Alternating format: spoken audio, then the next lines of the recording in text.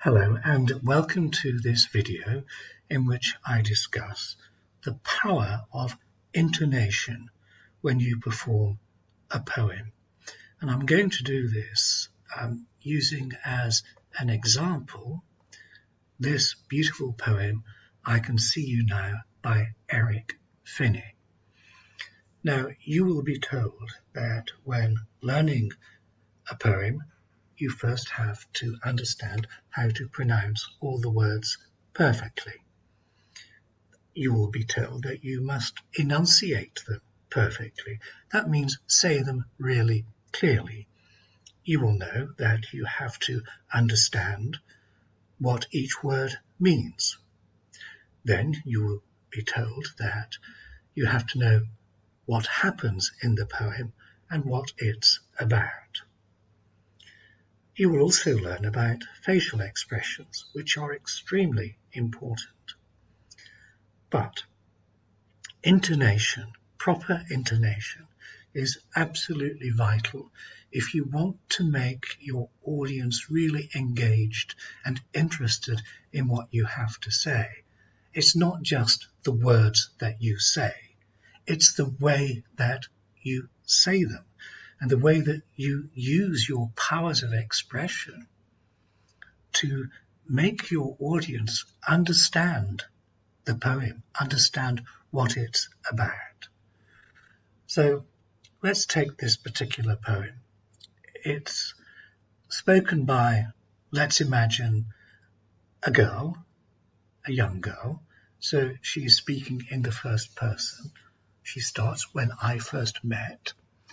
So you have to imagine that this is you telling your story, not telling somebody else's story. This is your story. Now, intonation is when you stress the words in the proper way.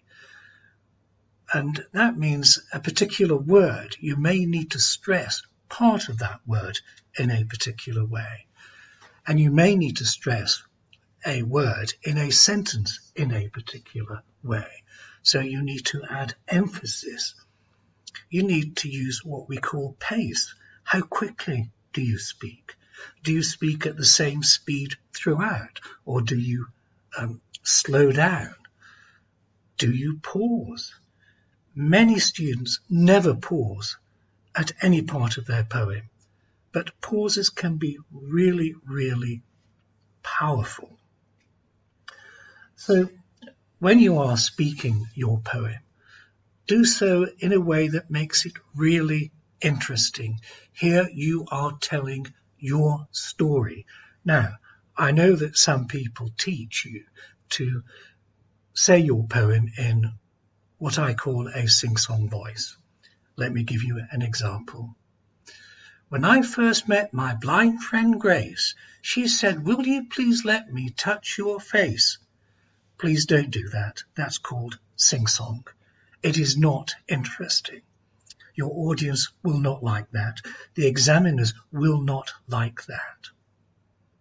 It may be that you can say the words perfectly, but it might still be boring. For example, when I first met my blind friend Grace, she said, "Will you please let me touch your face?" So, perfect pronunciation and enunciation. Nothing wrong with that, except that it's not interesting. Whatever poem you are going to perform, I really want you to make it your own. So I'm going to give you an example of how this poem might be performed, but this is just an example. You need to make your poem your own, because if you do that, you will be a lot more confident.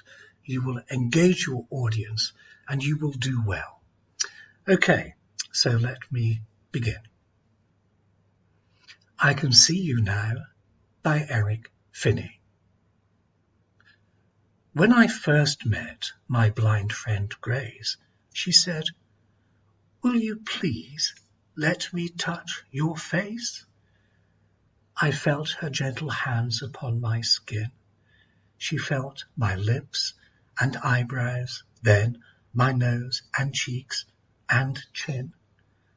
Last of all, she felt my hair and gently held my head.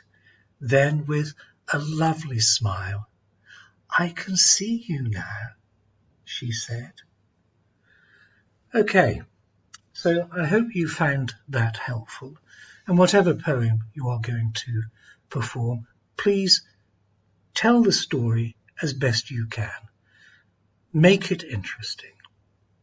If I can help you by recording your chosen poem, then please write to me, Christopher at hongkongspeechfestival@gmail.com, and I will send you a quotation for my services. Otherwise, the very best of luck for the speech festival. Goodbye for now.